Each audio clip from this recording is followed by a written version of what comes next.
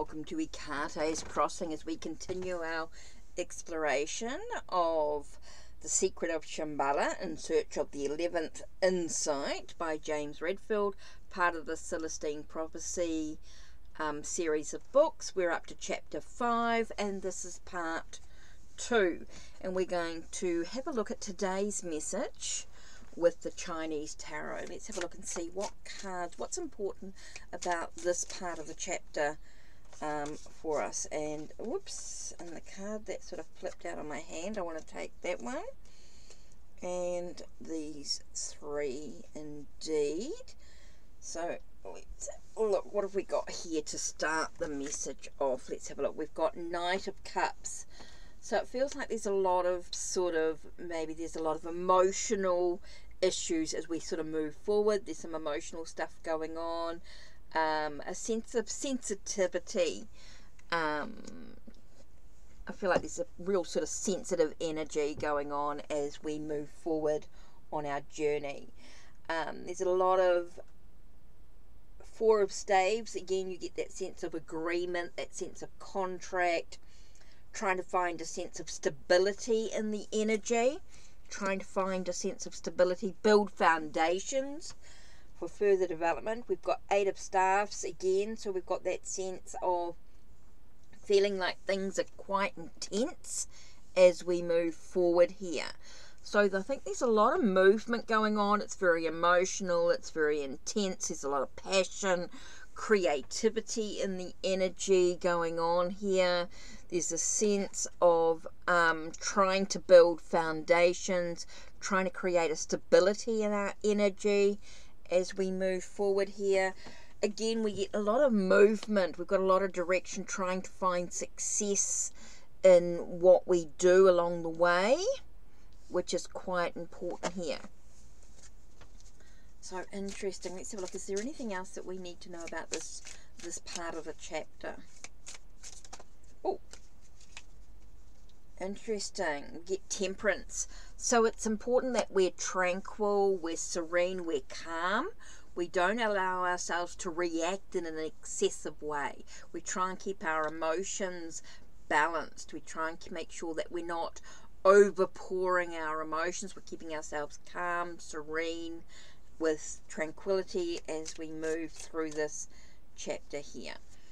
Okay, we get the sense, okay, we get 20, Confucius, which is that sense of, okay, like in judgment, that sense of awakening, the understanding, the ability to resurrect, rebirth what came from the past, enabling us to have that sense with the Fortune card here of life. We know that we have life's ups and downs, but we're moving forward, trying to bring a sense of success in what we do. This as we resurrect what we truly want in our life, making sure that we stay calm, keep serene. I'm getting a lot about that sense of abundance, prosperity, those sort of things, sort of moving forward, having that success, that victories as we move along, even though we know that there are challenges and things. There's this sense of emotions, intensity coming into it. It seems to be a lot of awareness to how we're moving forward on this journey. Interesting. Okay, so let's continue reading through. Okay, the next 2 days went smoothly with no sign of the Chinese military. Still on the southern route heading northwest, we crossed another river near the top of Mayun La, a high mountain pass. The scenery was spectacular with icy mountain peaks on each side of the road. We spent the first night at Huku in an unmarked roadhouse that Yin knew about, and proceeded the next morning towards Lake Manasorova. As we approached the lake, Yin said, "Here we will have to be very careful again. The lake and Mount Kailash farther on are key destinations for people from all over the region, India, Nepal, China, as well as Tibet. It is a holy place like no other. There will be many pilgrims as well as Chinese checkpoints." Several miles ahead, Yin pulled off an old track, and we made our way around one of the checkpoints, then caught sight of the lake. I looked at Yin, who smiled. The sight was unbelievably beautiful. A huge turquoise pearl set against the rocky brown olive terrain, all framed against the snow-covered mountains in the background. One of the mountains, Yin pointed out, was Kailash. As we drove past the lake, we could see numerous groups of pilgrims standing around large poles strung with flags. "What are those?" I asked. "Prayer flags," Yin replied. "Placing flags symbolizing our prayers has been a tradition in Tibet for centuries. The prayer flags are left to flap in the wind, and this sends the prayers they contain continually out to God. Prayer flags are also given to people." "What kind of prayers do flags contain?" "Prayers for love to prevail in all of humanity." I was silent. "Ironic, isn't it?" Yin added. "The culture of Tibet is totally dedicated to the spiritual life. We are arguably the most religious anywhere, and we've been attacked by the most atheistic government on earth, that of China. It is a perfect contrast for all the world to see.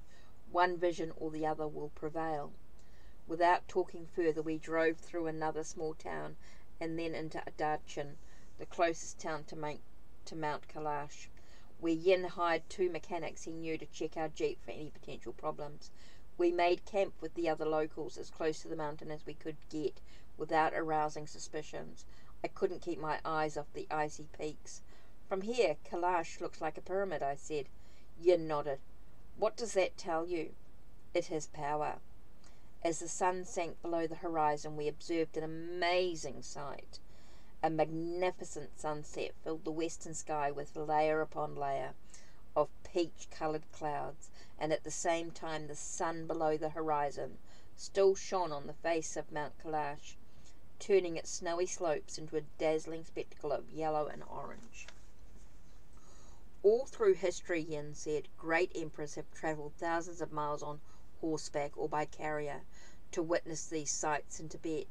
It was thought that the first light in the morning and the last in the evening had great regenerating and visionary powers." I nodded as he talked, unable to look away from the majestic light around me. I did feel rejuvenated and almost calm. In front of us towards Kailash, the flat valleys and the low foothills were bathed in alternate layers of shadow and light brown reflections, providing an eerie contrast to the sunlit higher ridges, which seemed to glow from within. The sight was surrealistic, and for the first time I realized why the Tibetans were so spiritual. The light of this land alone led them inexorably into a further awareness. Early the next morning, we were on our way again, and in 5 hours we had reached the outskirts of Ali. The sky was overcast, and the temperature was falling rapidly. Yin made several turns on nearly impassable roads in order to miss the main part of town. "This is mainly a Chinese area now," Yin said, "with bars and strip joints for the soldiers. We want to get through without anyone noticing us." When we hit a decent road again, we were already north of town. On one point I caught sight of a newly built office building, with several newer trucks parked outside. No one was moving anywhere on the grounds. Yin saw it at the same time and turned off the main road into the old driveway and stopped. "That's a new Chinese facility," he said. "I didn't know it was here. Watch and see if anyone there observes as we go by." At that moment a wind came up, and it began to snow heavily, helping to obscure our identity as we drove on. I looked very closely at the grounds. Most of the windows of the building were draped. "What is that place?" I asked. "An oil exploration station, I think, but who knows. What's with this weather?" "It looked like a storm is coming in. This could help us."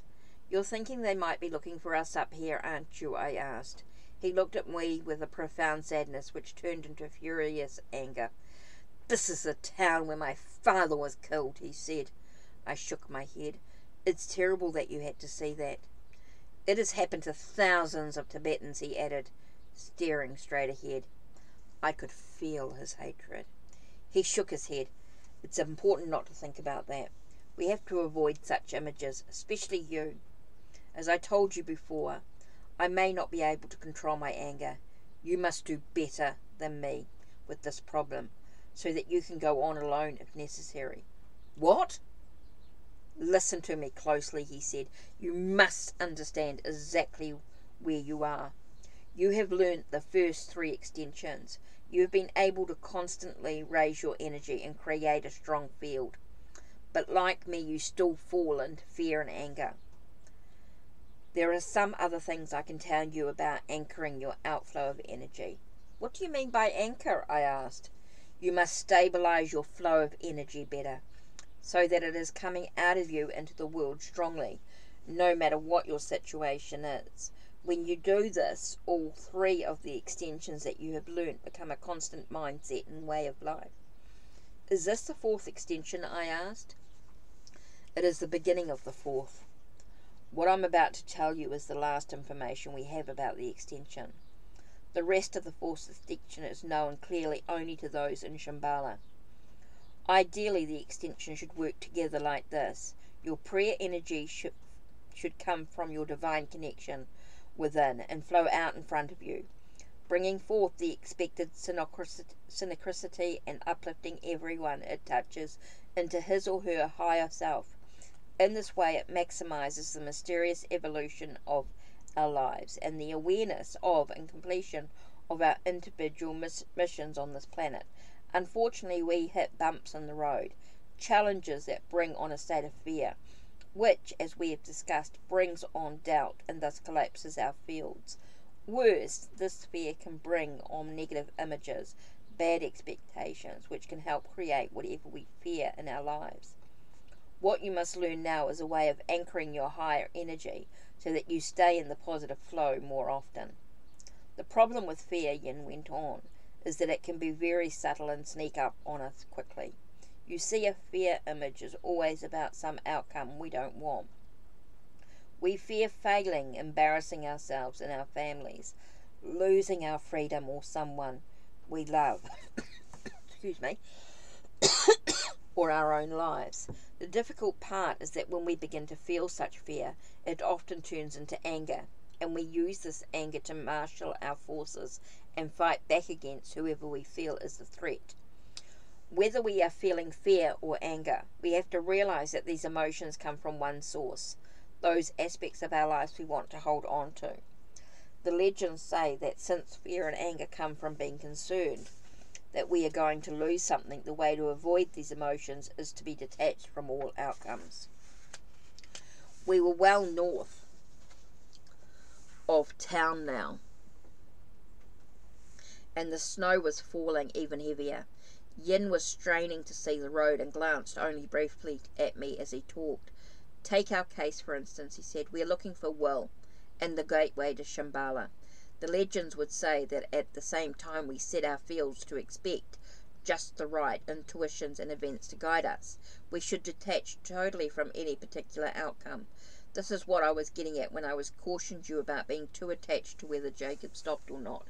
The importance of detachment is the great message of the Buddha and the gifts to humanity provided by all of the Eastern religions. I was familiar with the concept, but at that moment I was having trouble seeing its value. Yin, I protested, how can we detach completely? This idea often sounds like an ivory tower theory to me. It may be a matter of life and death that we help Will. How can we not care about that? Yin pulled the jeep off the road and stopped. Visibility was now near zero. I didn't say not to care, he continued. I said not to be attached to any particular outcome. What we get in life is always slightly different from what we want anyway.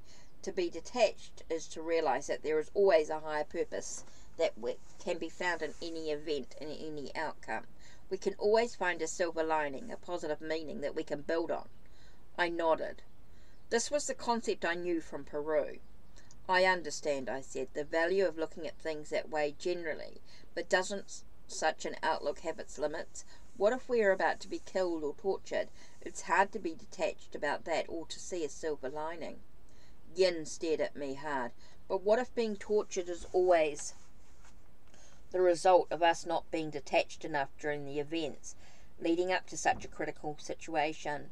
Our legends say that when when we learn detachment, our energy can remain high enough to avoid all those extremely negative occurrences.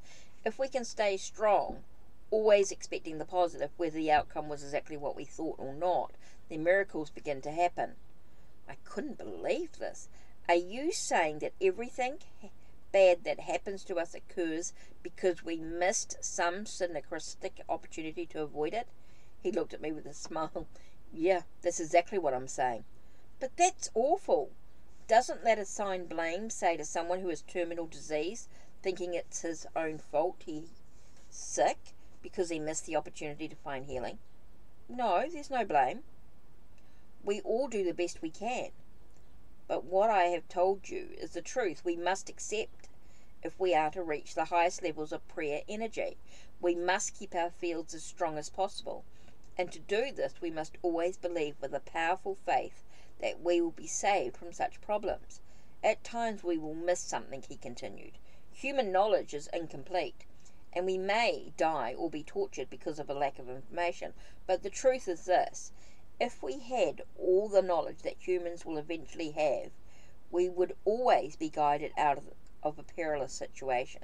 We reach our greatest power when we assume this is the case already.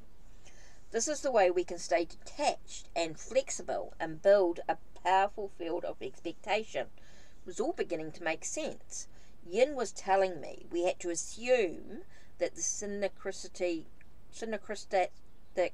process would always take us out of harm's way, that we would know ahead of time which moves to make, because the ability is our destiny. If we believe that sooner or later it will become a reality for all humans. All the great mystics, Yin went on, say that operating from total faith is important. The Apostle John, in your Western Bible, describes the result of this kind of faith. They put him in a vat of boiling oil and he was unharmed. Others were placed with hungry lions and they remained safe. Are these merely myths? But how high does our faith have to be to achieve this level of invulnerability, I asked. We have to reach a level approaching those in Shambhala, Yin replied. Don't you see how it all fits together? If our ongoing prayer expectation is strong enough, we both expect synchronicity and send energy to others so that they can also expect synchronicity.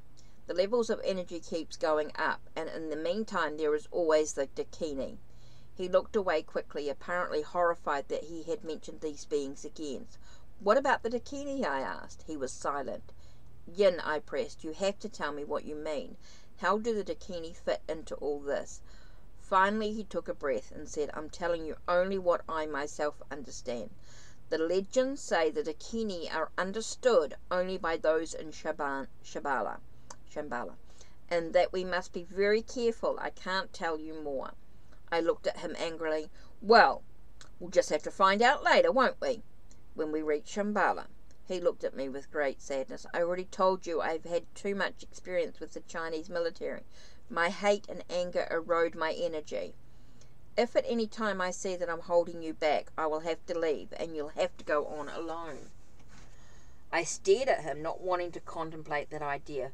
Just remember, he continued, what I said about being detached and about trusting that you will always be guided past any danger. He paused a moment as he started the jeep and drove on through the blowing snow.